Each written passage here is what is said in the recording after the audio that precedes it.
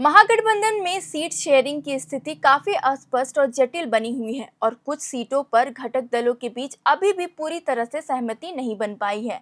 पहले चरण का नामांकन पूरा होने के बावजूद आधिकारिक तौर पर पूरी सीट शेयरिंग का ऐलान नहीं हो पाया है। बताते चले, कांग्रेस लगभग 60 सीटें मांग कर रही है, जबकि आरजेडी 58 के आसपास ही देना चाहती है। मुकेश सहनी की पार्टी वीआईपी को 15 सीटें देने की बात सामने आई है।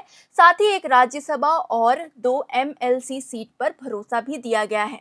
कई सीटों पर सहमति ना बन पाने के कारण कुछ सीटों पर महागठबंधन के घटक दलों ने एक दूसरे के खिलाफ ही अपने उम्मीदवार उतार दिए हैं, जिसे फ्रेंडली फाइट भी कहा जा रहा है।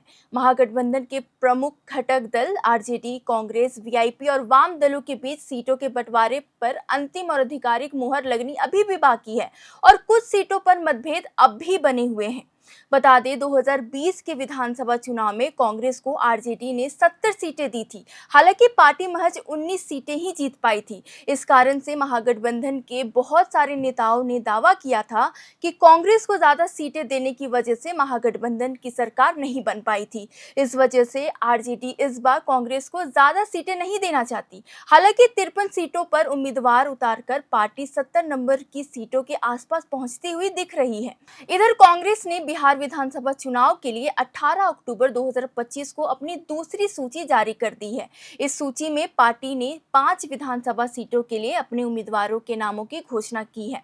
वो नाम है नरकटियागंज से शाश्वत केदार पांडे, किशनगंज से मोहम्मद कमरुल होदा, कस्बा से मोहम्मद इरफान आलम, पूर्णिया से जितेंद्र यादव और गया टाउन से मोहन श्रीवास्तव। कांग्रेस ने बिहार चुनाव के लिए अब तक कुल 53 उम्मीदवारों के नाम की घोषणा की है।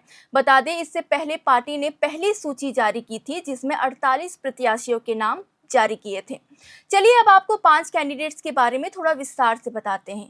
पहला नाम है शाश्वत केदार पांडे, जो नरकटियागंज से कांग्रेस से खड़े हो रहे हैं। बात करें तो उनके परिवार का कांग्रेस में लंबा इतिहास रहा है। उनके दादा केदार पांडे बिहार के मुख्यमंत्री रह चुके हैं। शाश्वत का चयन कांग्रेस के लिए राजनीतिक मायने रख सकता है, क्योंकि यह क्षेत्र पुरानी कांग्रेस पहचान वाला है और पार्टी द्वारा युवा नेतृत्व तथा जातिगत समर्थन को मजबूत करने का प्रयास किया जा रहा है। दूसरा नाम है मोहम्मद कमरुल होदा का, जो किशनगंज से खड़े हो रहे हैं। उन्होंने 2019 में एमआईएम के टिकट पर किशनगंज विधानसभा सीट पर जीत दर्ज की थी, जिससे यह पार्टी पहली बार हिंदू क्षेत्र में विधानसभा चुनाव जीतने में सफल हुई थी।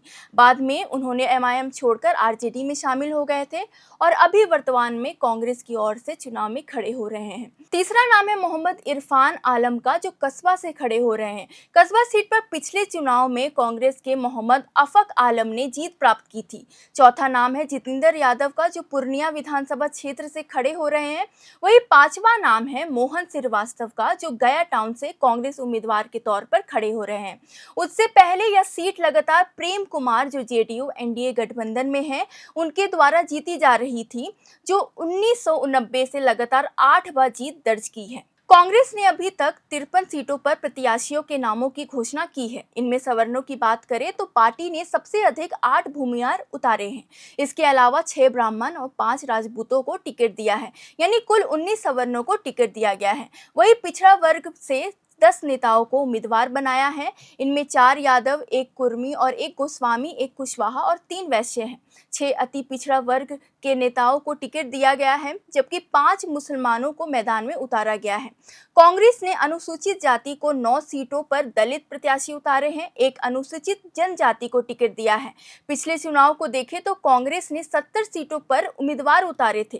तब पार्टी के सबसे अधिक 34 पर सवर्ण उम्मीदवार थे, 10 मुस्लिम और 13 सीटों पर दलितों को टिकट दिया गया था।